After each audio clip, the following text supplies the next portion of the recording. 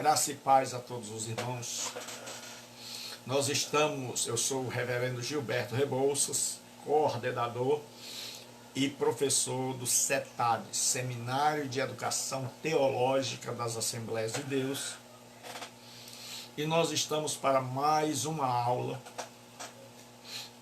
Esta aula é para a turma de pastores. Então hoje é a primeira segunda-feira do mês. E esta é uma aula destinada à turma de pastores. E nós estamos estudando profetas menores. Semana passada, na última aula, nós terminamos o livro do profeta Miqueias. E hoje nós vamos começar o livro do profeta Jonas. Hoje nós vamos começar, é uma aula para a turma de pastores. E hoje nós vamos começar o livro do profeta Jonas. Então os pastores que entrarem, por favor, não esqueçam de colocar seu nome para servir de presença. Então nós já vimos Miqueias, agora nós vamos ver o livro de Jonas. O nome Jonas, antes nós vamos orar, Senhor nosso Deus e Pai, dá-nos da Tua graça, da Tua bênção, da Tua unção, ser com cada um de nós, ó Pai. Ajuda-nos a Te servir, a Te adorar, ajuda-nos a Te bendizer e a Te exaltar. Usa-nos para ministrarmos a Tua palavra, para ensinarmos com graça, com unção e com poder, em nome de Jesus Cristo, Teu Filho. Eu te peço, te oro e te agradeço. Nós colocamos para cada irmão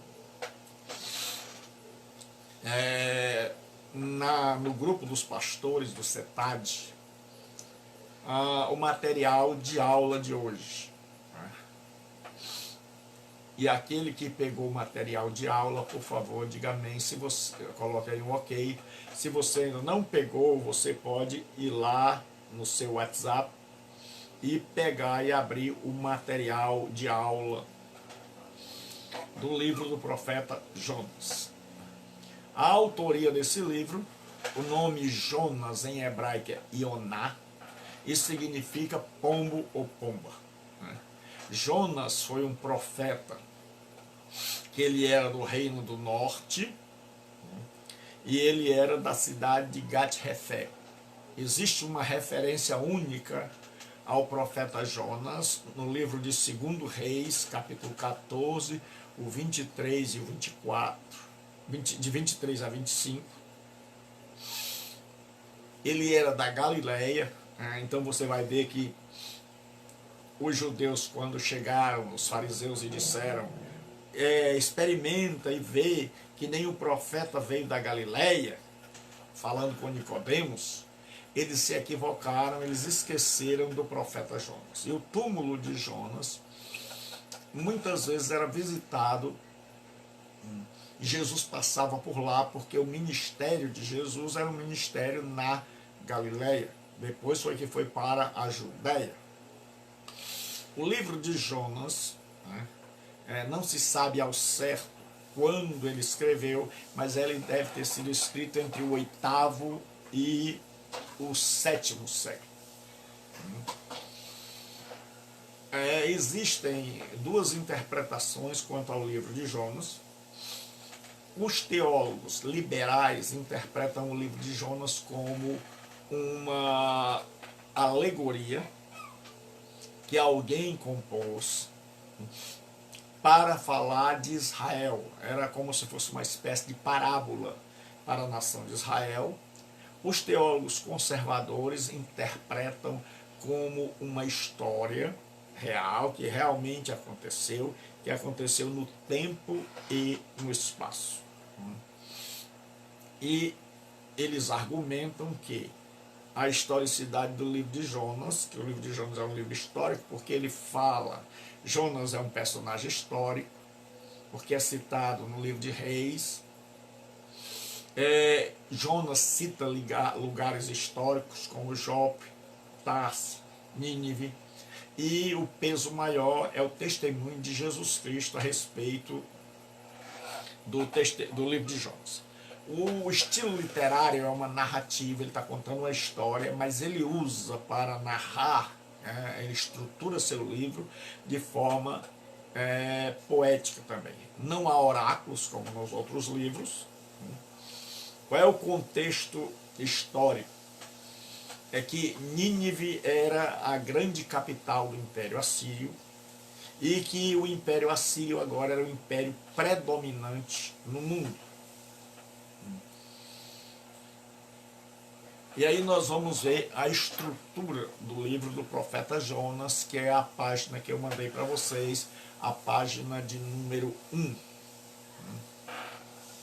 A estrutura do livro do profeta Jonas. O livro do profeta Jonas, ele é estruturado de forma quiástica, ou seja, em forma de X, onde o capítulo 1 faz paralelo com o capítulo 3. E o capítulo 2 faz paralelo com o capítulo 4. No capítulo 1 nós temos a chamada e a desobediência do profeta. No 3 nós temos o contrário, o chamado e a obediência.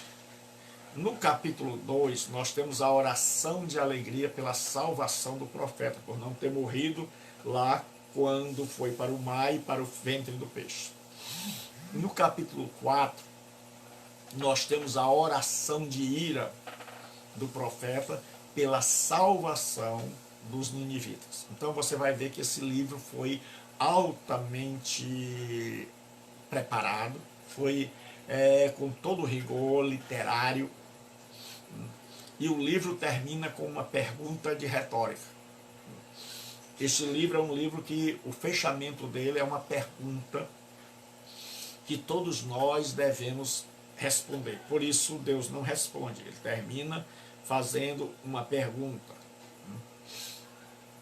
E não hei de eu ter compaixão da grande cidade de Nínive, em que há mais de 120 mil pessoas que não sabem discernir entre a mão direita e a esquerda, e também muitos animais? Robervano, Deus abençoe, meu irmão. Prazer tê-lo conosco. Então, Deus diz assim, eu não hei de ter compaixão. A estrutura de Jonas, Jonas vai usar muito a estrutura que a gente chama de concêntrica ou quiástica. Se você tem aí o material que eu mandei, você vai ver que Jonas tem uma estrutura concêntrica ou quiástica. E como é isso? Ele vai começar do capítulo 1, do 4 até o 15. A estrutura concêntrica, o que é isso? A estrutura concêntrica é quando você coloca no centro, o judeu tinha o hábito de colocar no centro o tema, o assunto principal. E aí ele fazia assim, antes do tema, que ele colocava no meio, no centro, ele fazia 1, 2, 3, 4. Aí colocava no centro o tema, como você está vendo, se você tiver pego o seu material. E aí depois do centro ele fazia 4, 3, 2, 1. Então, quando ele começa, ele diz assim, o Senhor lança a tempestade. Lá no último, no versículo 15, diz assim, os marinheiros lançam Jonas no mar. Até o verbo é o mesmo. Na parte 2, os marinheiros oram e agem, versículo 5. No 2, já no capítulo 3, no versículo 13, melhor dizendo, e 14, os marinheiros agem e oram. No versículo 5, Jonas deita e dorme. Na parte 3, Jonas fala e explica. No 4, o capitão e os marinheiros questionam a Jonas. Aí tem o centro. Aí tem o 4, os marinheiros questionam a Jonas. Então você vai ver que eles faziam sempre isso. E no meio tem assim. E ele respondeu, sou hebreu e temo ao Senhor, o Deus do céu que fez o mar e a terra. Um tema predominante no livro de Jonas é o governo de Deus sobre a criação. A soberania de Deus sobre a criação. Ele vai nos dizer que Deus é o Criador dos céus e da terra. Né? Lembrando que naquela época os deuses eram territoriais, eles eram deuses que se governavam as montanhas, não tinham poder sobre os vales. Se tinham poder sobre os vales, não tinham poder sobre as montanhas. Se tinham poder sobre o mar, não agiam na terra. Se agiam na terra, não agiam no mar. Até hoje nós vemos esse tipo de abordagem ainda. Então, naquela época, os deuses tinham uma circunscrição, tinham uma jurisdição. Então, o Deus de uma nação não era Deus de outra nação, mas o Deus de Jonas, que vai ser descrito pelo profeta, é o Deus que fez o céu, a terra e o mar. É um Deus que tem domínio sobre os fenômenos climáticos. Vai nos dizer que Deus tem poder sobre a tempestade, Deus tem poder sobre o mar. É um domínio sobre os animais aquáticos, que a Bíblia vai falar do Dag Gadol. Dag Gadol é o grande peixe. Deus abençoe César. César do Jardim Maraponga. Deus te abençoe, meu irmão. Pode botar o nome do endereço da igreja aí, que a gente notifica, né? Para o povo ir. Deus também tem poder sobre o mundo vegetal. Ele faz nascer uma planta, e ele tem poder também sobre as pragas que atacam as plantas, sobre os vermes, né? Que a Bíblia vai dizer que Deus mandou um verme para devorar aquela planta que ele tinha criado para fazer sombra. Então, o livro de Jonas vai falar da soberania de Deus, do domínio de Deus. Algumas palavras são muito importantes para que a gente possa compreender o livro de Jonas. Uma delas é o verbo levantar-se ou dispor-se. Em hebraico é o verbo kum, que significa levantar depressa. Não é levantar no sentido de que os profetas eram nordestinos que gostavam de uma rede, que viviam deitados. Era levantar no sentido de apressa-te. O que eu estou te mandando é urgente. Então esse verbo levantar ou dispor-se é um verbo que tem a urgência. Quando Deus diz assim, levanta-te, socorro, Deus te abençoe, abençoe o povo aí em Portugal, vi seu esposo ontem, Deus abençoe o povo de Deus aí em Portugal.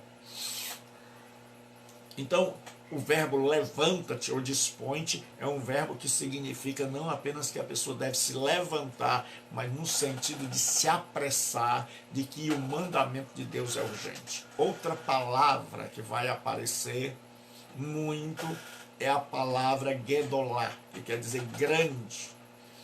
Era o grande peixe, a grande cidade de Nínive.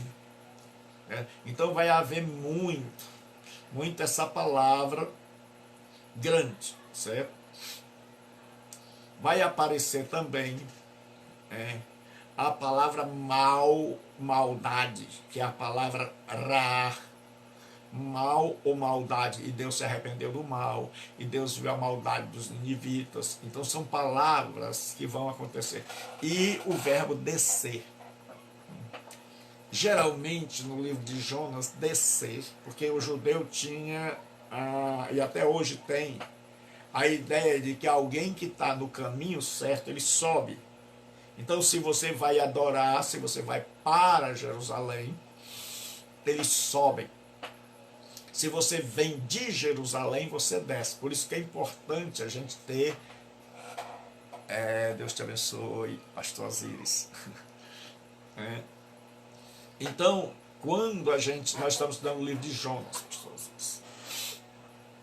Então, quando alguém sobe, quando vai a Jerusalém, sobe. Quando vem de Jerusalém, desce. Então, descer, dependendo do contexto, ele vai ter um significado negativo. Então aqui vai haver o verbo descer muitas vezes. E Jonas vai descer para Jope, e Jonas vai descer ao navio, e Jonas vai descer dentro do navio para o porão do navio.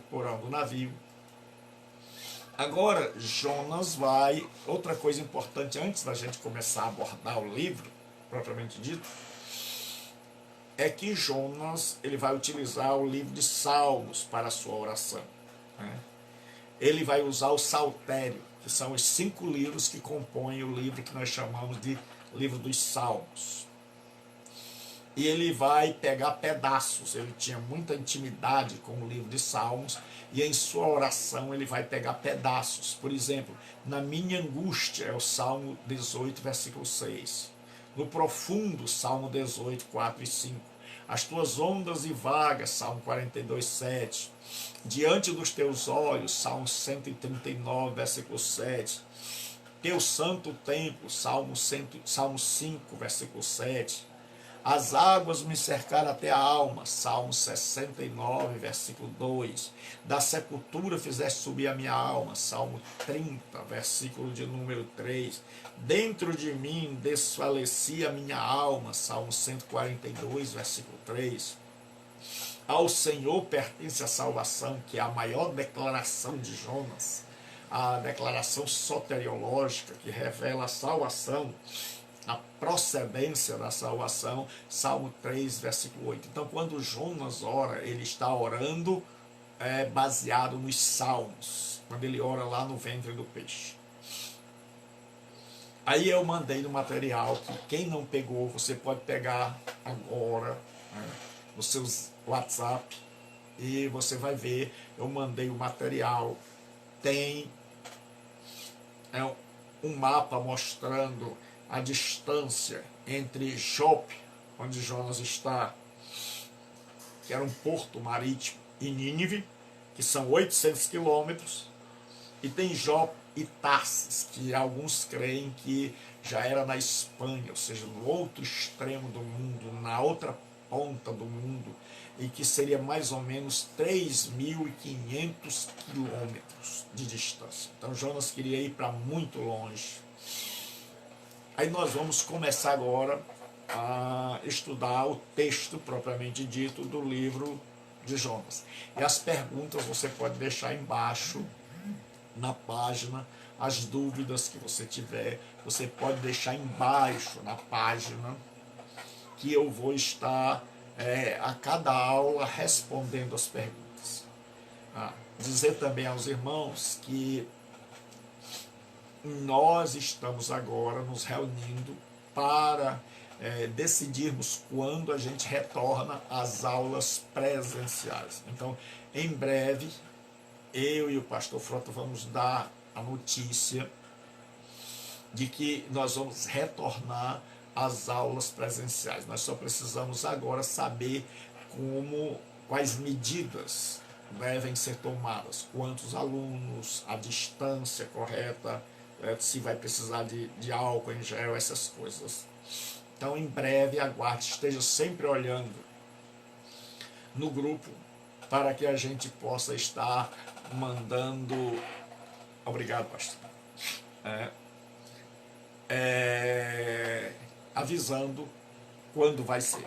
E se Deus quiser, tomara que já nesse mês a gente já possa retornar às aulas. Então nós vamos começar no capítulo 1. Então nós vimos, para quem não chegou, que o livro de Jonas é escrito assim, em X, que é a forma quiástica. O capítulo 1 vai falar de Jonas sendo chamado e desobedecendo. O capítulo 3 vai falar de Jonas sendo chamado e obedecendo. O 2, Jonas orando por sua salvação, com alegria. O 4, Jonas orando com raiva por causa da salvação dos ninivitas. Então, partindo desse assunto, nós vamos ver que o livro de Jonas, que infelizmente é um livro que o peixe ganhou mais notoriedade do que a mensagem do livro e que o Deus do livro. O livro de Jonas, que muitas vezes foi apenas contado para crianças, em classes de criança, é um livro missionário. É um livro que mostra, que chama Israel para fazer missões. É um livro onde o profeta é usado por Deus para... Deus trata o profeta como se estivesse tratando Israel. Então tudo que Deus faz com o profeta, as reações de Jonas são reações da nação de Israel. Os pensamentos de Jonas são pensamentos da nação de Israel. Então quando Deus chama Jonas, ele está chamando também toda a nação de Israel. Então, primeiro ponto do nosso estudo hoje é o imperativo divino e a relutância do profeta, que vai do capítulo 1, dos versículos de 1 a 17. A comissão de Jonas, ou seja, o chamado de Jonas, e a fuga do profeta. A comissão de Yahvé ao profeta Jonas, no versículo 1 do capítulo 1. Veio a palavra do Senhor, como era comum nos profetas. Sempre eles recebiam a palavra de Deus. Filho de Amitai. No Antigo Testamento, hoje a gente vê as pessoas pela posição que elas ocupam, se ela é pastor, se é engenheiro. Mas no hebraico é Jonas que pertence a ideia de pertencimento. Então as relações antigamente era que Jonas pertencia ao pai dele, a Amitai, que também era profeta. Então, dizendo, então veio a palavra do Senhor. Então há uma vocação, há um chamado de Deus para Jonas. E esse chamado, sempre que eu falar em Jonas, entenda também que Deus está se referindo de forma indireta à nação de Israel. E o que diz esse chamado? Dispõe-te, ou levanta-te, e vai à grande cidade de Nínive. Nínive era a capital do maior império da época, do Império Assírio. E era tudo que Jonas não queria fazer, era ir à Assíria. Jonas queria que Deus destruísse a Assíria. Mas não, ele nunca imaginou. Jonas, quando ouve a voz de Deus, quando veio a palavra do Senhor, Jonas nunca imaginou que Deus ia mandá-lo para a Síria, que Deus ia mandá-lo para a grande cidade de Nínive, que era conhecida por sua maldade, por sua crueldade. Então Deus diz assim: dispõe-te e vai à grande cidade de Nínive. Então nós já dissemos que esse verbo aqui quer dizer é urgente, não dava para demorar. É levanta-te ou dispõe-te com pressa, apressa-te. Eu tenho pressa, que é o verbo cum. É uma ordem, está no imperativo. Jonas não está necessariamente recebendo ordem de se levantar, está contudo sendo instruído a não adiar sua partida para Nínive. Então Jonas agora recebe uma ordem de Deus. E o Campbell, ele diz assim, para entendermos o ponto de vista de Jonas, é necessário que lembremos o preconceito nacional dos hebreus contra todos os outros povos na questão da religião. Embora crescem que Jeová fosse um Deus amoroso, consideravam-no exclusivamente deles. A incumbência de entregar uma mensagem a uma cidade que não pertencia ao pacto, a Berite, além de ser a metrópole, de que era o centro de um poder que fora tirânico e cruel, deveria ter sido assustador para Jonas. É o que diz o Pasker. Então agora o porquê da comissão, o motivo da comissão. Diz assim, porque a sua maldade subiu até mim. Aí você vai lembrar lá do livro de Gênesis, quando a maldade de Sodoma e Gomorra sobe até Deus. Na verdade, o texto literalmente é subiu até a minha face. Então Deus está dizendo, olha, a maldade deles subiu a mim. Então você tem que se apressar para ir à cidade de Nínive. Só que o profeta não vai. A fuga do profeta para Tarsis, no versículo de número 3. Jonas se dispôs para fugir da presença do Senhor, para Tarsis. E tendo descido a Jope, achou um navio que ia para Tarsis, pagou, pois, a sua passagem, embarcou nele para ir com eles para Tarsis, para longe da presença do Senhor. O que significa estar longe da presença do Senhor? Fugir da presença do Senhor. Existem duas interpretações. A primeira é que Jonas acreditava que Deus só se importava com ele enquanto ele estivesse dentro de Israel. Então, que a jurisdição de Deus seria só em Israel. Se ele fosse para bem longe, Deus o deixaria quieto. A segunda interpretação é que Jonas está fugindo no sentido de desobedecendo a Deus. E ele está fora da presença do Senhor, significa estar em rebelião, em desobediência. E um dos textos citados para mostrar isso é o texto do profeta Elias, que chega para o rei Acabe e diz: o Deus em cuja presença estou.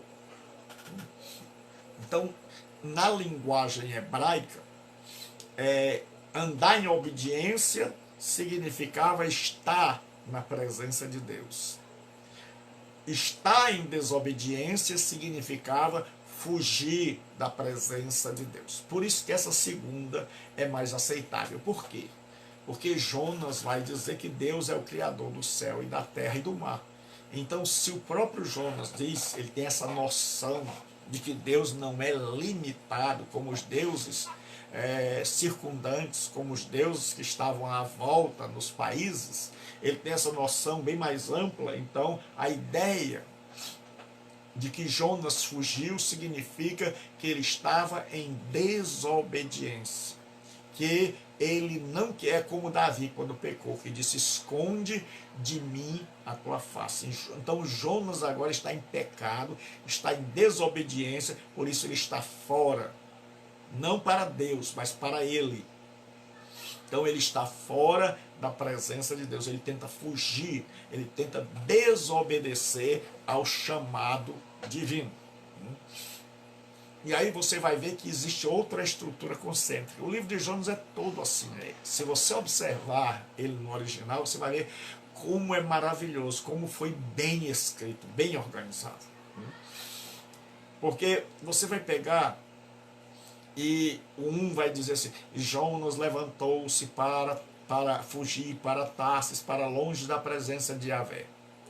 No 2 diz assim: e desceu a Jope.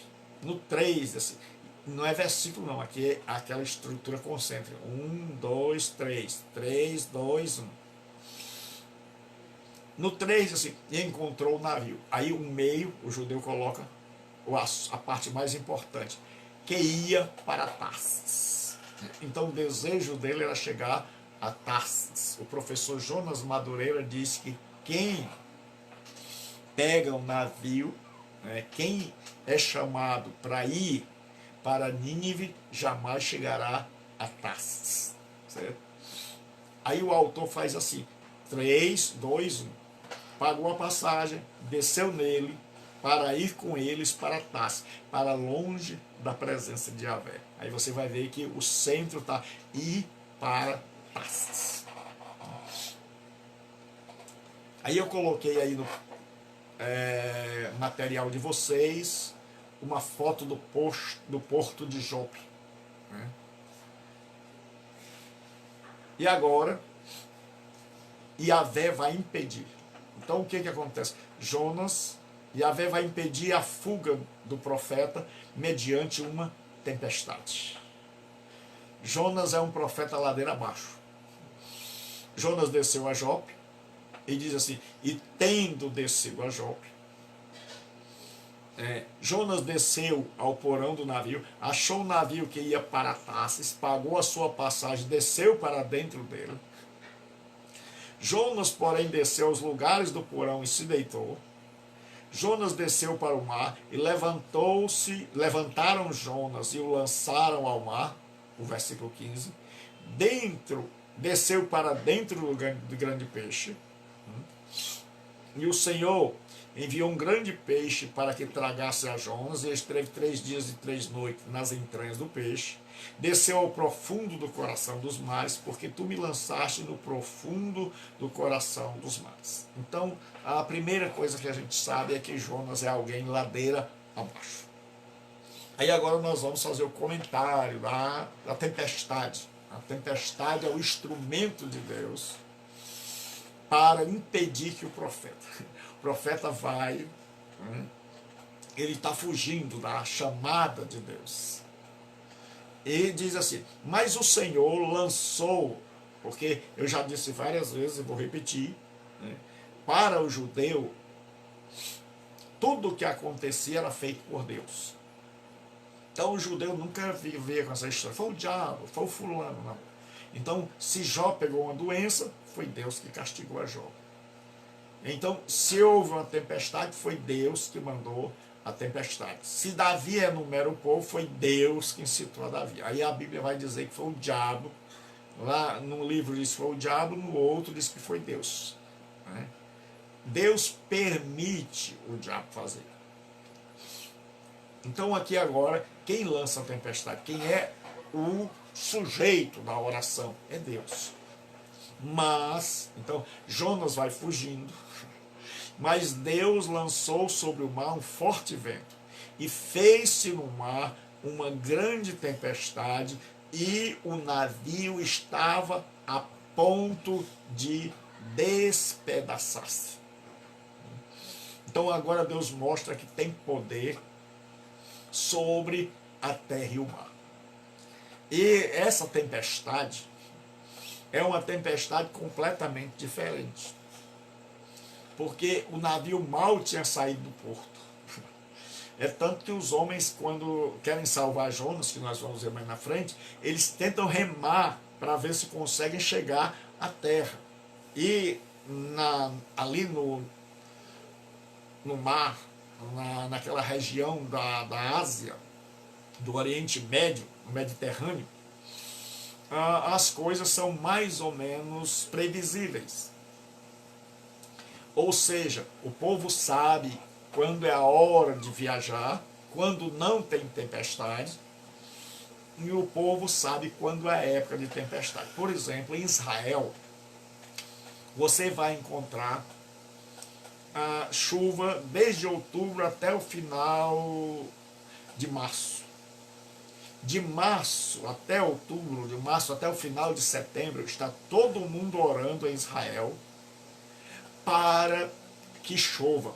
Então todo mundo está orando, porque se em outubro não vier as chuvas, então existe uma certa regularidade.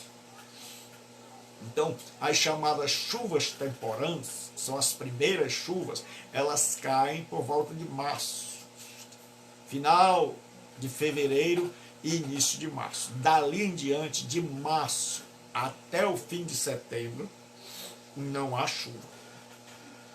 O povo sabe que não há chuva, então está todo mundo orando para que Deus mande chuva em outubro, porque de março até outubro não há chuva. Então, quando os marinheiros vão para o mar, eles vão sabendo que aquela época não é uma época de tempestade. É como Paulo, que quando ele vai ser levado a Roma, o navio está numa época de tempestade, e Paulo dá um conselho para não viajar nesta época perigosa de tempestade, e o centurião prefere ouvir o comandante do navio a Paulo. E aí se acabam e só salvam as pessoas, eles têm que pularem no mar e se agarrarem em tábuas. E eles ficam em Malta esperando que o inverno passe. Só que agora aqui, eles estão viajando no tempo certo, no tempo em que não há tempestades.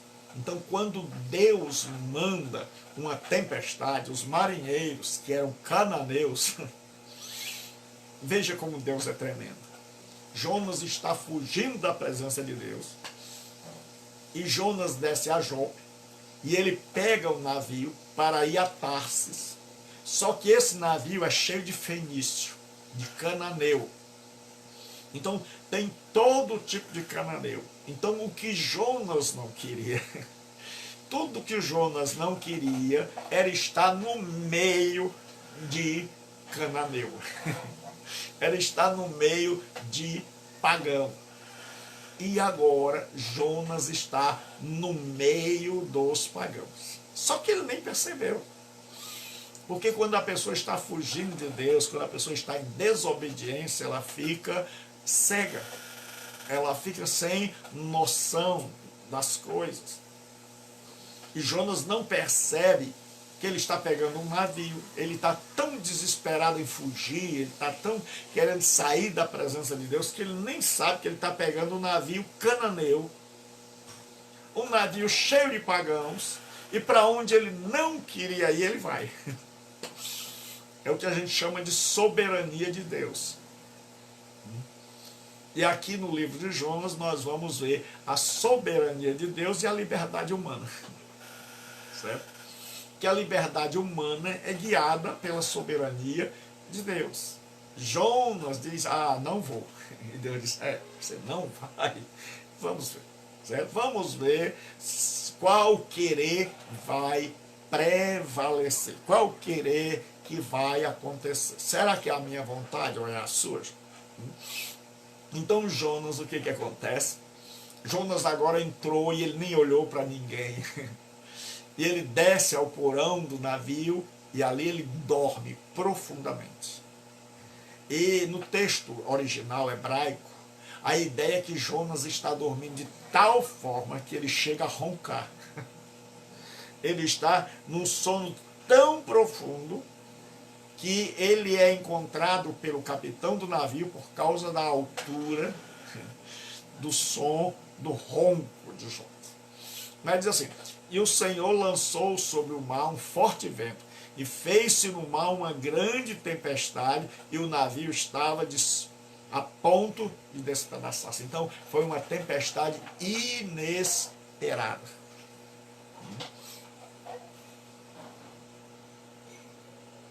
Amém.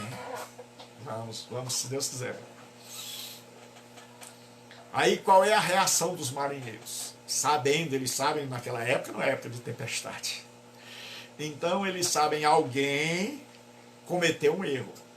Alguém ofendeu os deuses dos mares. Né? Porque naquela época tinha o deus da tempestade, que era o Baal, e tinha o deus do mar, que era o Iam. Não é tu não, Iam. Era o Iam. Né? Então, o mar era uma espécie de divindade para os cananeus. E tinha o Baal, que era o deus da tempestade. Então, eles imaginavam o seguinte, não é época de tempestade, essa tempestade não é normal, essa tempestade não deixou nem a gente sair do porto direito, essa tempestade está forte demais, é como se desse uma chuva em plena época de seca no Nordeste. Você disse, rapaz, essa chuva não é normal. Então o que aconteceu? Qual foi a reação dos marinheiros? Eles percebem que tem algum Deus ofendido. Então os marinheiros, cheios de medo, clamavam cada um a seu Deus e lançavam ao mar a carga que estava no navio para o aliviarem do peso. O que aconteceu? Eles perceberam que aquela não era, como eu já disse, uma tempestade normal, então agora cada um queria saber do seu Deus. E cada um ali queria saber quem errou contra o seu Deus, porque algum Deus estava mandando um castigo sobre eles.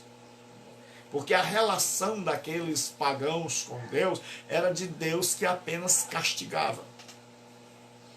E aí eles começam a orar ao seu Deus, a clamar, e eles lançam a carga no navio por dois motivos. Número 1, para aliviarem, para que o navio não emborque.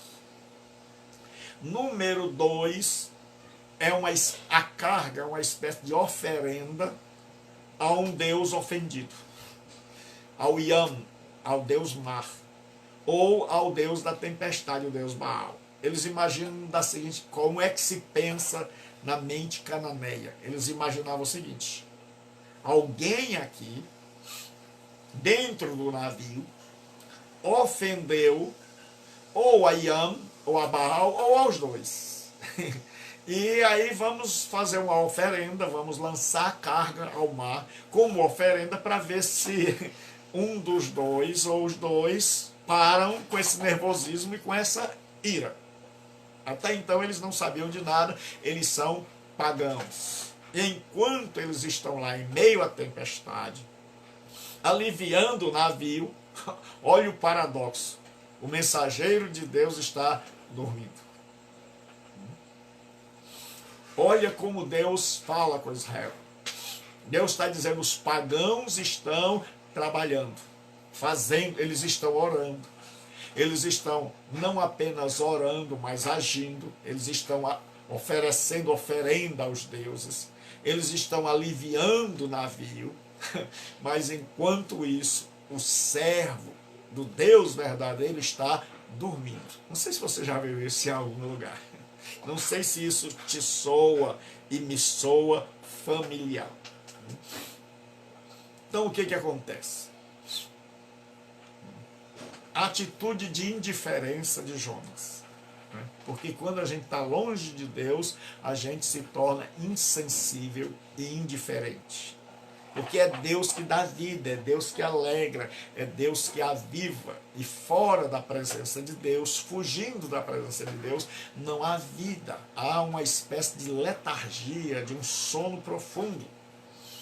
Jonas, porém, esse porém aqui é para fazer contraponto com os pagãos. Enquanto os pagãos estão orando, trabalhando, orando e agindo, como dizia João Calvino dizia, orare et labutare, ou seja, orem e trabalhem, orem e hajam.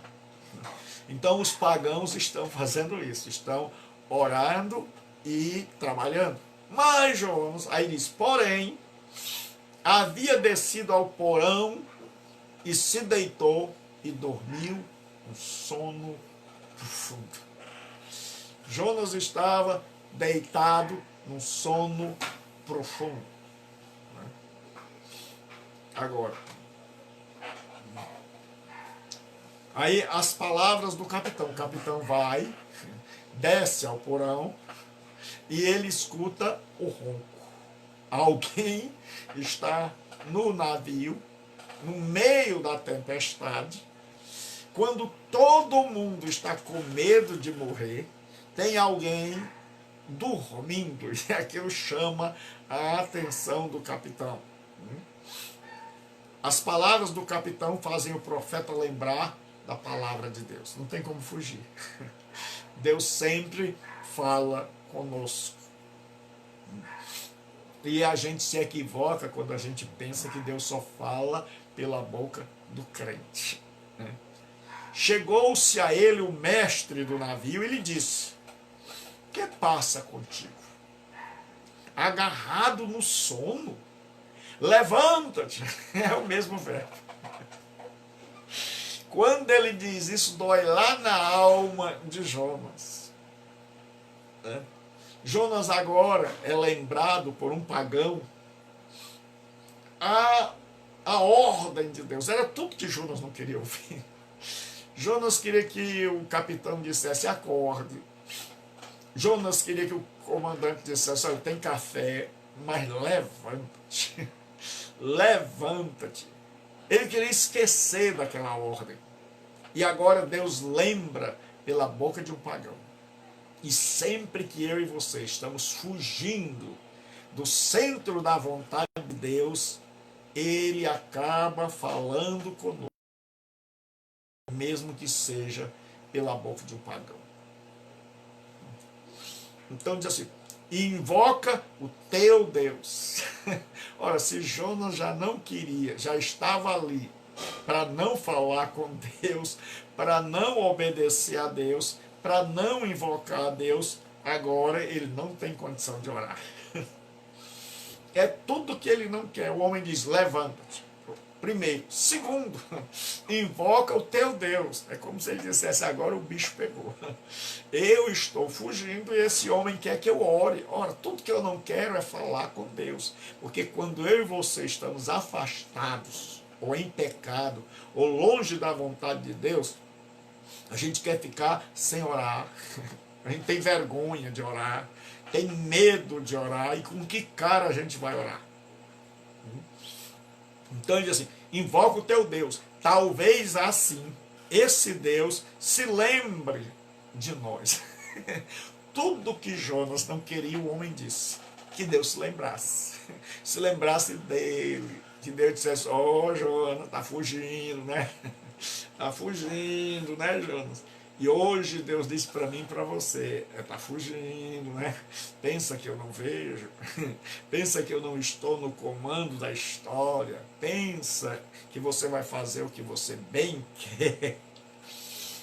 Aí olha, para que não pereçamos. Ora, se tudo que Jonas queria era que os gentios perecessem, era que os pagãos se explodissem, então como é que o capitão agora quer que ele ore para Deus salvar pagão? Não faz parte do projeto de oração de Jonas, não está lá na caderneta dele, quando ele traçou sua oração anual, não tem assim, não tem o item que diz assim, orar pela salvação dos pagãos, orar pela obra missionária, não tem. Mas agora o capitão diz, ora o teu Deus, para que nos salve, certo? Então aqui você vai perceber uma ironia. Dificilmente Jonas teria deixado de perceber a ironia da ordem que vem de seguir, levantar e invocar o seu Deus. Afinal, a única razão de Jonas estar a bordo do navio era fugir da presença de Deus. É o que diz o Task. Aí lançar sorte. Agora todo mundo, eles querem saber quem errou. Eles querem saber quem é o Acã. Vocês lembram lá do Acã que cometeu um erro e Josué ora? Naquela época era muito comum se lançar sorte. Até o sacerdote de Israel, quando eles não tinham uma diretriz clara de Deus, então o sacerdote fazia uma oração e lançava o urim e o tumim, e se caísse de determinada forma era sim, se caísse de determinada forma era não. Então era comum no mundo antigo se fazer uma oração a Deus ou aos deuses e pedir uma resposta, e lançando sorte. E o que você vai ver? Deus é soberano até sobre a ação dos pagãos. Os pagãos vão lançar sorte. Adivinha sobre quem a sorte vai cair? É como se eles estivessem jogando na roleta e a bolinha ficasse girando, girando, girando e o dedo de Deus assim. É no J. É no J que ela vai cair. É no J. A bolinha você tem que parar no J, porque eu mando até na bolinha da roleta dos pagãos. Isso é que é Deus. O Ministério da Saúde Espiritual adverte, leia a Bíblia, faz bem a sua saúde, faz bem a saúde espiritual. E eu espero, com esse estudo dos profetas menores, dar-lhes facilidade para doutrinar a igreja, para que aqueles pastores que trabalham tanto e que já chegam tão cansados em casa possam ter material para trabalhar, para educar a igreja, porque este livro é tremendo. E ele diz assim, e diziam uns aos outros, vinde e lancemos sorte, para que saibamos por causa de quem nos sobreveio este mal. Então eles sabiam que alguém tinha errado. Não era uma tempestade normal, era um castigo dos deuses, então alguém tinha que ter ofendido. E lançaram a sorte. Mas olha o que aconteceu. E a sorte caiu sobre Jonas. Jonas não estava como... Era tudo que ele não queria, era ganhar aquele bingo. Era tudo que Jonas não queria, era ganhar era ter aquela sorte. Mas Deus está no controle. Então você começa a ver a soberania de Deus e a liberdade humana. Certo? Então Jonas é livre. Jonas escolhe fazer o que quiser, mas debaixo da soberana vontade de Deus. Deus está dizendo, Jonas, você pensou que vai fugir de mim, Jonas? Então a bolinha vai cair. Isso eu estou falando metaforicamente. Não vai pensar que tinha uma roleta lá, né? E caiu sobre Jonas. Aí o profeta agora vai para o banco dos réus. Todo mundo já está livre, a marinheirada, está todo mundo ali dizendo, rapaz, graças a Deus não fui eu. Não fui eu. né? Agora a gente encontrou o culpado. E aí eles fazem as perguntas. Botam o Jonas lá. Jonas agora ocupa o centro. Tudo que Jonas não queria era estar no centro de Pagão. Era como se Deus botasse um crente daquele bem crentão. Daquele que anda de paletó para todo canto, que anda engravatado, de Bíblia na mão, cabelo no gel. Como se Deus botasse ele para morar no lado que tivesse um de tradição religiosa, afrodescendente. O outro fosse um daqueles que explodem bombas.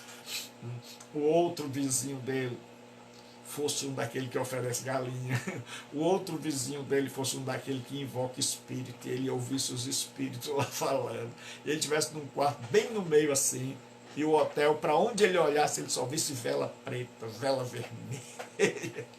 E ele visse Deus da Índia, budista, hindu, gnomo, que ele ficasse todo arrepiado, dizendo só assim: me cobre com o teu sangue, me cobre com o teu sangue.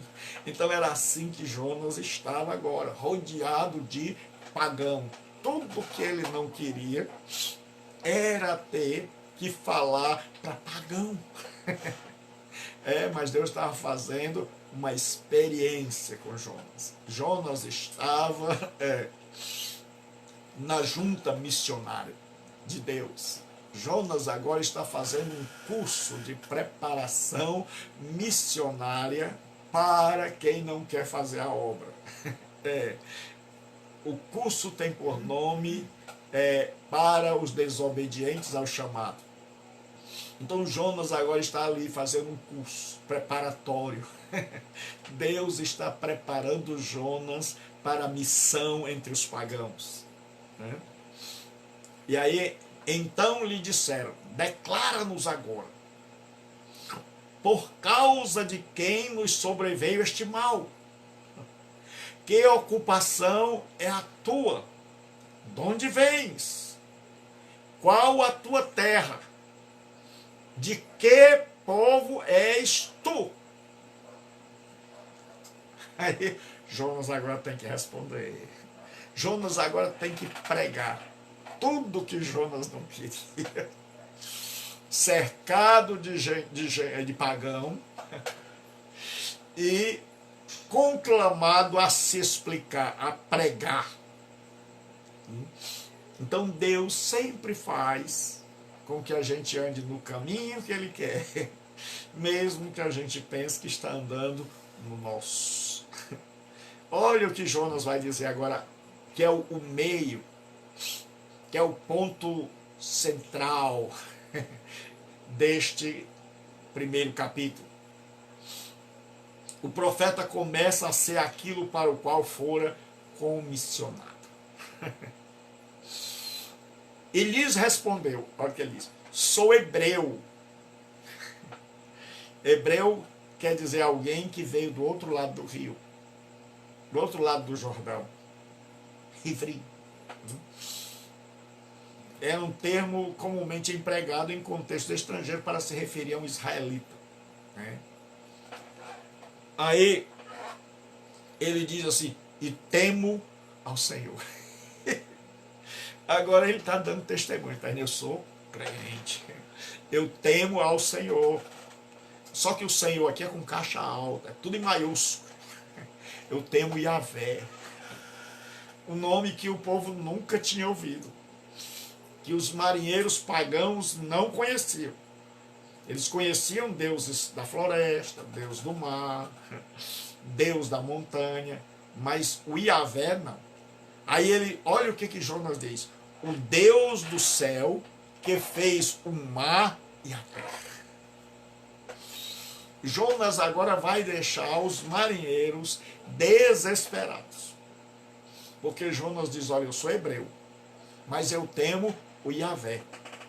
Por isso o nome vem todo em caixa alta, tudo em letras maiúsculas. Quando está falando de Adonai, quando o nome não é o nome sagrado de Deus, quando é o nome Adonai, meu Senhor, vem só a primeira letra em maiúsculo e as demais em minúsculo. Mas quando é o nome sagrado de Deus, os tradutores colocam tudo em caixa alta, ou seja, em letra maiúscula. Aí temo ao Senhor, o Deus do céu. Mas ele não é só o Deus do céu, ele fez a terra e o mar. Então Jonas está pregando para aqueles marinheiros, coisa que ele não queria. E ele não está pregando obrigado, Deus não está puxando ele na orelha, não, as circunstâncias. Então, pastor Gilberto, como é que Deus faz para que a gente faça a sua vontade? Deus cria circunstâncias. Deus mandou uma tempestade. Jonas queria dormir, então Deus fez uma tempestadezinha. Dorme, Joninha.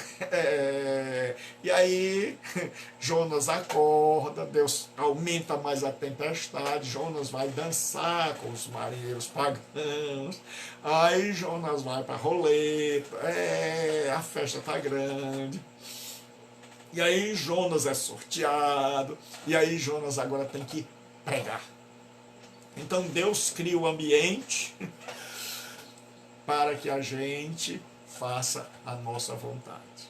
E agora Jonas diz: eu temo o Senhor que fez o céu, sempre temo o Senhor do céu, né? O Deus do céu, mas ele fez tudo, ele é o criador do mar e da terra. Pronto, agora os marinheiros botam a mão na cabeça. Como é que você faz uma loucura dessas? Como é que você tem coragem de desobedecer a um Deus tão grande? Nós estávamos com medo pensando que era o Deus do mar, o Iam, não é tu não, Iam, é o Iam. Nós estávamos com medo de termos desobedecido o Iam, ou então o Baal, que era o Deus da tempestade, das chuvas. Mas você tem coragem de desobedecer um Deus do céu, e um Deus que fez tudo, o mar e a terra, que não está circunscrito a nenhum espaço, mas que reina e que governa em todos os espaços. Aí deixa todo mundo louco. Então olha o que acontece depois da pregação de Jonas. Jonas agora prega. Jonas agora prega. O testemunho do profeta impacta os marinheiros fenícios. Então os homens ficaram possuídos de grande temor e lhe disseram: que é isto que fizestes? Os homens agora disseram: pá, como é que você faz um negócio desse, seu Jonas? Pois sabiam os homens que ele fugia da presença do Senhor, porque ele os havia declarado. Ele ainda confessa, ele disse: eu estou fugindo, eu estou em desobediência. Ele mandou e eu não fui. E aí pronto, os homens entram em pânico. Como é que pode alguém fazer algo desse? E quando a gente está em desobediência, nós estamos em insanidade. É como se a gente tivesse louco. É como se a gente tivesse surtado, enlouquecido. E o próprio pagão tem noção, mas Jonas não tem. Os marinheiros pagãos têm noção do que Jonas está fazendo, mas Jonas não tem, porque quando a pessoa está em desobediência a Deus, a sua sensibilidade, ela fica cauterizada, a sua consciência fica cauterizada. Então, os marinheiros dizem: como é que você pode ter coragem de afrontar e de desobedecer alguém tão grande? Aí os marinheiros pedem orientação. O que vão fazer diante da situação? Agora nós sabemos, você disse que está assim, você que serve ao Deus maior, então você vai nos orientar. Agora imagine, o profeta fugiu de Deus, agora tem que pregar e ainda tem que dar uma aula. Ele tem que celebrar a escola bíblica do barco. Eu criei a escola bíblica online e Jonas agora tem a escola bíblica de Jope. A escola bíblica marítima, a escola bíblica do mar. Jonas agora tem que orientar o povo, ele tem que ensinar o povo. Disseram-lhe: que te faremos para que o mar se nos acalme? porque o mar se ia tornando cada vez mais tempestuoso. Então agora eles pedem direção. Professor Jonas, o que a gente faz? Pastor Jonas, missionário, faz. Aí Jonas agora vai dar aula. Você já percebeu que ele está fazendo tudo que ele não queria fazer. Ele não queria estar no meio de pagão, agora ele está rodeado de pagão. Só tem ele. Era como Israel estava no meio das nações. Só Israel temente a Deus. As outras nações todas politeístas. Aí diz assim: para os marinheiros sobreviverem, a vida de Jonas tem que ser sacrificada. Aí você vai ver a semelhança entre Jonas e Jesus. Só que Jonas é o servo desobediente, enquanto Jesus é o servo de Isaías 53, obediente. Então Jonas é o servo desobediente e Jesus é o servo obediente. Respondeu-lhes: tomai-me e lançai-me ao mar, e o mar se aquietará. Jonas agora diz: olha, se vocês me sacrificarem, o mar, o Yam, não está castigando vocês. Mas Deus vai me aceitar. Se vocês me oferecerem como sacrifício, então o mar se aquieta, porque o problema todo sou eu. E aí agora, falando bem sério, nós temos que saber se o problema na igreja não somos nós. Nós temos que saber se o problema na comunidade de fé não é o pastor. E o pastor tem que ter a consciência de Jonas, de saber que naquele momento o problema do navio, o problema dos marinheiros, era ele. E nós, como cristãos, temos que saber se nós somos a solução ou o problema. E quando formos o problema, a gente tem que pedir para sair. Quando a gente perceber que Deus nos guiou e disse: você é o problema, porque o grande mal é que a gente acha que sempre o problema está nos outros. Mas a virtude de Jonas aqui é reconhecer que o problema não está mais nos pagãos.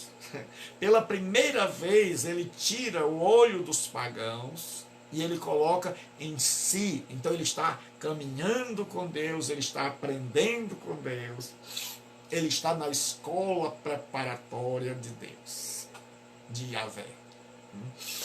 E aí ele diz: ó, tomai-me e lançai-me no mar, e o mar se aquietará, porque eu sei que por minha causa. Então Jonas, que acusou tantos pagãos, agora reconhece que o problema não é o outro, que o problema é ele. Vos sobreveio esta grande tempestade. Esta tempestade, a culpa é minha. Então, se vocês quiserem ser livres, se vocês quiserem escapar, se vocês quiserem ser salvos, tem que me jogar no mar. Agora, quem imaginou?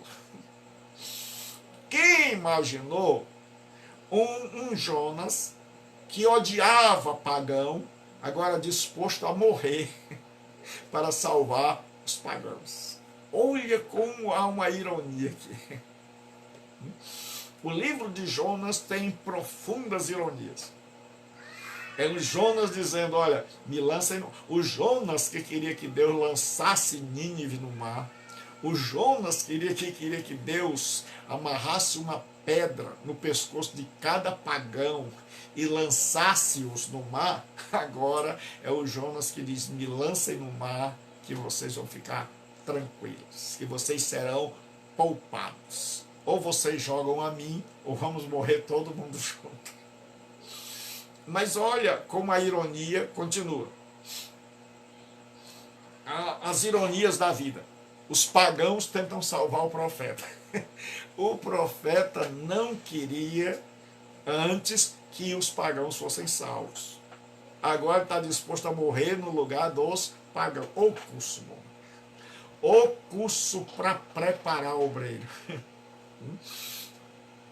Entretanto, Os homens remavam, esforçando-se por alcançar a terra. Veja que eles não estavam longe. A tempestade veio de uma vez. Mal eles entraram no barco. Jonas é que tinha um sono muito rápido. Jonas não tinha problema de insônia. Ele mal entrou no barco, já estava dormindo e dormindo que roncava. E agora o povo ainda está vendo a terra. Então os marinheiros dizem, não, essa primeira opção aí de te jogar no mar não dá, nós vamos tentar aqui chegar à terra para salvar a você. Nós não queremos. Aí veja a ironia. Pagão querendo salvar o profeta que não queria que os pagãos fossem salvos. Um profeta que não queria estar no meio dos pagãos, agora está no meio dos pagãos, que não queria pregar, agora prega, que não queria ensinar, agora ensina, que estava disposto a ver todo mundo morrendo, agora está disposto a morrer pelos pagãos. E agora, a grande ironia é que os pagãos não querem que o Jonas morra. Que os pagãos estão lutando para salvarem a Jonas. Estão lutando contra a tempestade, arriscando a própria vida para tentar salvar a Jonas. E quantas vezes Deus está nos dando lições tremendas. E eu e você olhamos para um texto como esse e vemos quanta riqueza, quantas lições para as nossas vidas. Quão maravilhoso é Deus. E a gente às vezes reduz um livro desse a historinha para a classe das crianças. Aí o que acontece? Os marinheiros não invocam mais seus deuses, mas ao Senhor. Se converteram. Tudo que Jonas não queria acontece. Tudo que Jonas não queria acontece. Então clamaram ao Senhor. Olha, lembra? Como diz aquele delegado da garrafa. Olha, erra bem, mas erra bem. Lá na primeira parte, eles clamaram cada um ao seu Deus. Mas depois da pregação de Jonas, e que eles conheceram Yahvé, então clamaram ao Senhor. Agora está todo mundo crente. Meu irmão, nada como uma tempestade para transformar todo mundo em crente. Deus dá umas balançadas assim no mar, chama o povo para dançar. Meu irmão, quando o medo vem, nada como uma boa tempestade na escola divina. Na escola preparatória de missionários, Deus manda, tem sempre uma aula chamada A Tempestade. Deus diz, olha pessoal, todo mundo sentado, pastores presentes, amém. As áreas estão, amém. Então a aula hoje vai ser tempestade no mar.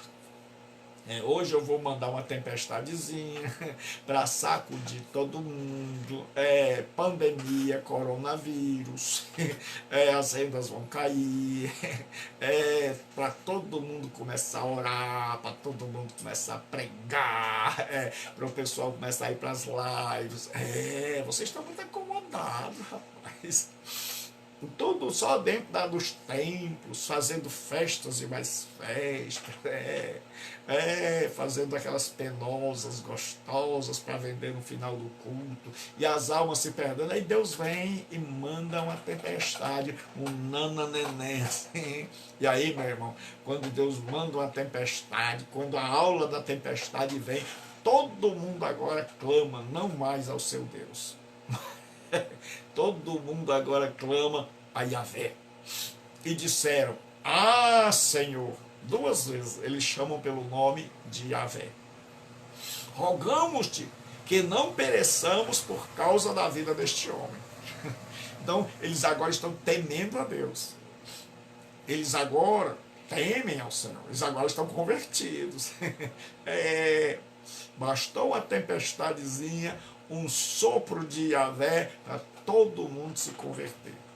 Então, irmãos, parece que na terapia de Deus sempre tem uma tempestade para curar a gente. Parece que a tribulação tem esse efeito curativo, esse efeito de despertar, esse efeito de avivar. Você quer ver alguém começar a orar? Manda tempestade. Você quer ver alguém pregar? Tempestade nele. Você quer ver alguém dar aula de escola dominical em pleno mar, em plena tempestade? Tempestade nele. Você quer ver alguém estar disposto a morrer pelos pagãos, pelos perdidos? Tempestade nele, que no instante ele se converte.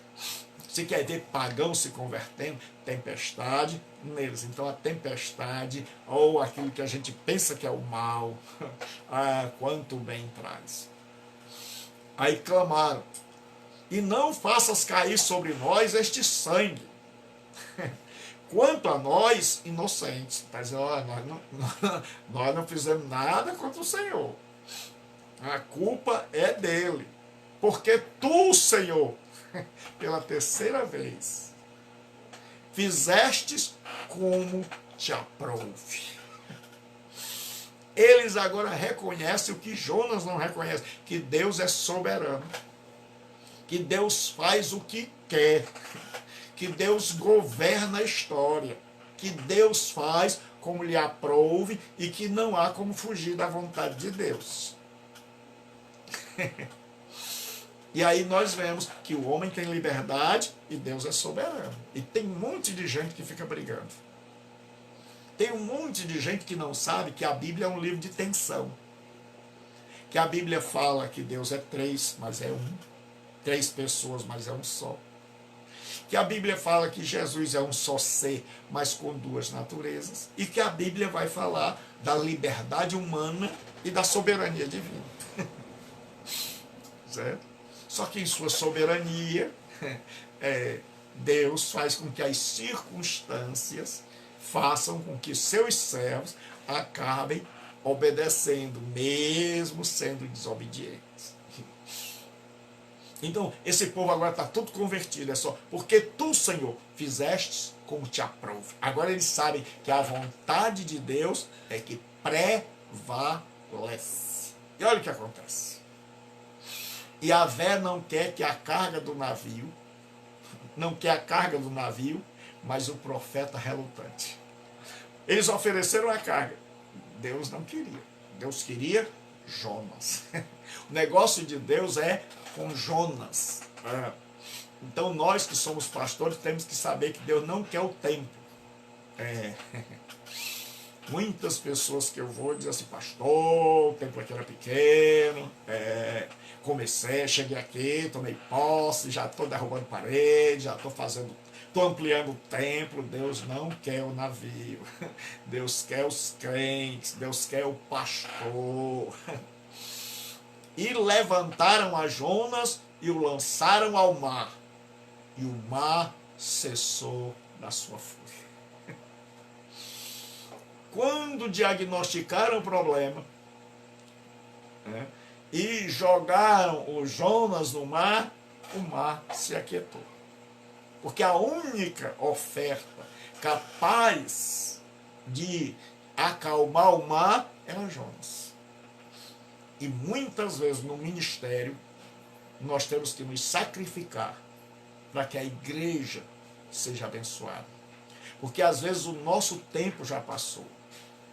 Porque às vezes nós estamos teimando porque a gente tem medo de passar fome. Muitas vezes está vindo tempestade em cima de tempestade e a gente não para ver, mas será que sou eu? Será que o povo vai ter que lançar sorte na igreja e a sorte vai cair em cima de mim? E será que eu tenho que me sacrificar e deixar para que a obra de Deus cresça, para que a vontade de Deus prevaleça? Ou nós estamos igual a Jonas, teimando com Deus e enfrentando a tempestade? Aí o que acontece? Tudo que Jonas não queria, acontece. A conversão dos marinheiros. O que Jonas não queria? A conversão dos ninivitas. Mas Deus diz, olha, a última aula de preparação é como converter um pagão. Temeram, pois, estes homens em extremo ao Senhor. Senhor em caixa alta. Temeram em extremo. Não foi assim um teimosinho, não foi uma conversão meia boca. Não, eles temeram muito. E o verbo no hebraico é passaram a temer. Porque a Bíblia diz que eles ofereceram sacrifício. Não dava para oferecer sacrifício ali no mar. Em cima do navio, fazer fogo, queimar animal. Provavelmente eles fizeram sacrifício quando chegaram nas suas terras, nos seus países de origem. Então, temeram ao Senhor. No hebraico, passaram a partir daquele momento a temer a Deus. Pois estes homens temeram em extremo ao Senhor e lhes ofereceram sacrifícios. E passaram, a partir daquele momento, a oferecer sacrifícios. Agora não tem mais os deuses. Só tem um único Senhor. Veja como Deus não precisa de mim e de você para fazer a obra dele. Assim como Deus não precisava de Jonas para fazer a sua obra, mesmo sem Jonas querer, mesmo Jonas sendo roda presa, travado, cheio de neurose, cheio de problemas, mesmo assim a obra de Deus foi feita. Porque Deus faz a obra independente e apesar de nós. Aí diz assim, ofereceram sacrifícios ao Senhor, e se você ler na sua Bíblia, é tudo em caixa alta.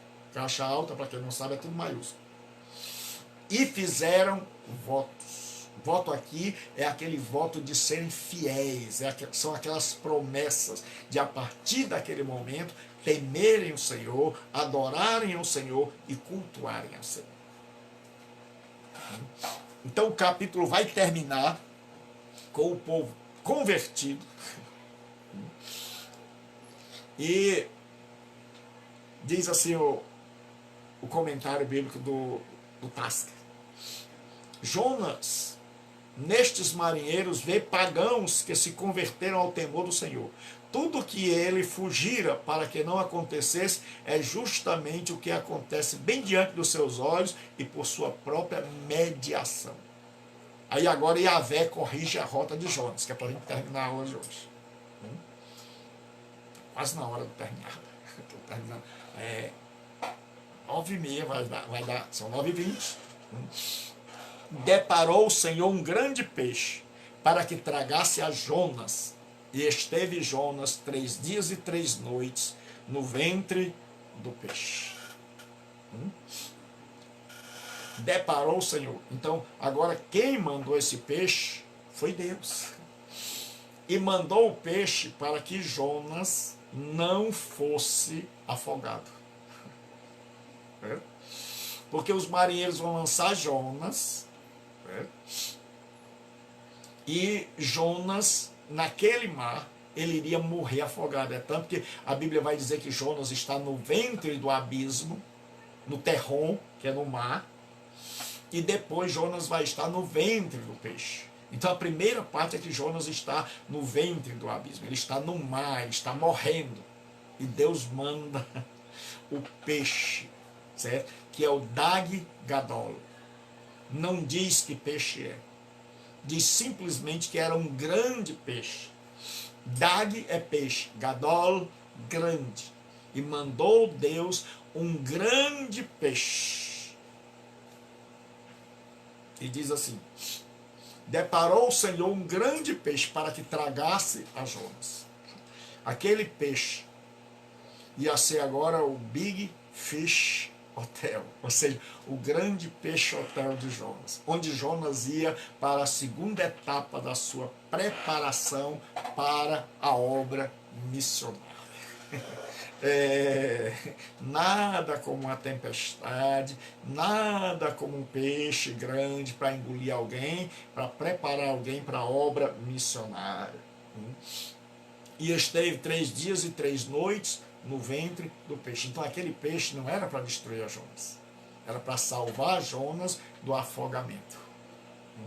Então na próxima aula nós vamos estudar o capítulo 2.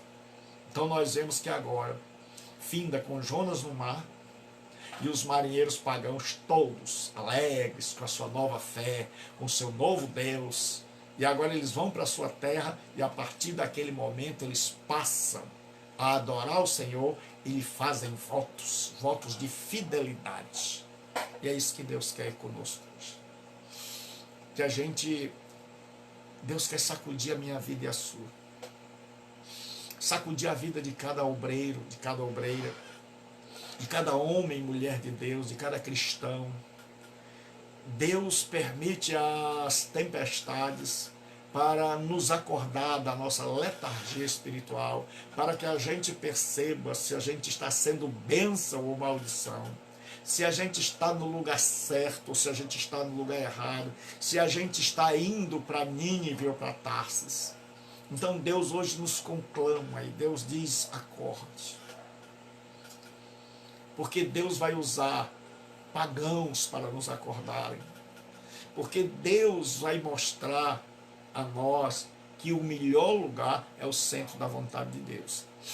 E você que ainda não é cristão, você que está vivendo no meio de uma tempestade, que o mar da vida está te jogando para um lado e para outro, você que estava dormindo, o sono da negligência, você que despertou e percebeu que todas as circunstâncias estavam se fechando. Isso é o amor de Deus em busca de você. É Deus esperando o momento que você faça igual aqueles marinheiros pagãos.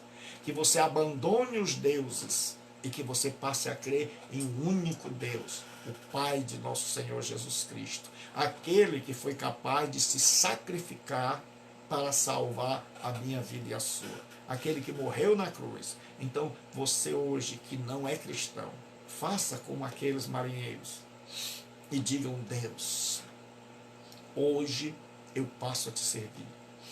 Hoje eu sou teu, eu me arrependo, eu temo ao Senhor em extremo. E eu faço o voto de andar nos teus caminhos e de ser obediente. Perdoa meus pecados, salva minha alma, por Jesus Cristo. Que Deus abençoe. Até amanhã ao meio-dia. Então queria avisar os pastores que na terceira segunda-feira nós teremos a próxima aula sobre o livro de Jonas. E que você não esqueça de deixar seu nome, seu comentário aí. E se você conhece alguém que não assistiu a aula hoje, que ela vá no canal do YouTube, que essa aula vai ser postada lá, né? E vai ter o nome Primeira Aula de Jonas, para que a pessoa tenha facilidade de identificar. Então todos os dias nós temos uma live e nós estamos estudando sobre os 5 solas da Reforma Protestante ao meio-dia. Então, se você quiser, ou então divulgue na sua igreja, para que o povo conheça a fé protestante, as bases da fé protestante, que é a Escritura, a graça, a fé, o Cristo e a Deus glória. Então não deixe de orientar.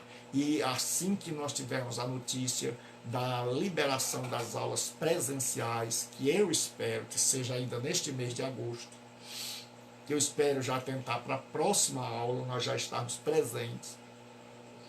Então que Deus abençoe a todos. E não esqueça de deixar. E se você não segue ainda a página, clica lá no alto, sobe, vai lá no alto da página, aí tem uma mãozinha assim, é só você clicar, não precisa fazer mais nada, e você já vai estar seguindo essa página, de onde eu transmito, né, a palavra de Deus e as aulas.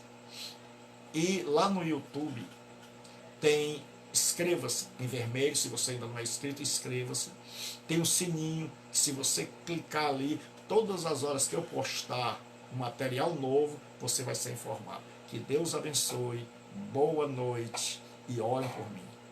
Deus abençoe a todos. Então, todo dia, ao meio-dia, nós estamos com uma live de estudo da Palavra de Deus. E domingo nós temos a Escola Bíblica às 10 horas e às 20h45, 15 para 9, nós estamos pregando a Palavra de Deus.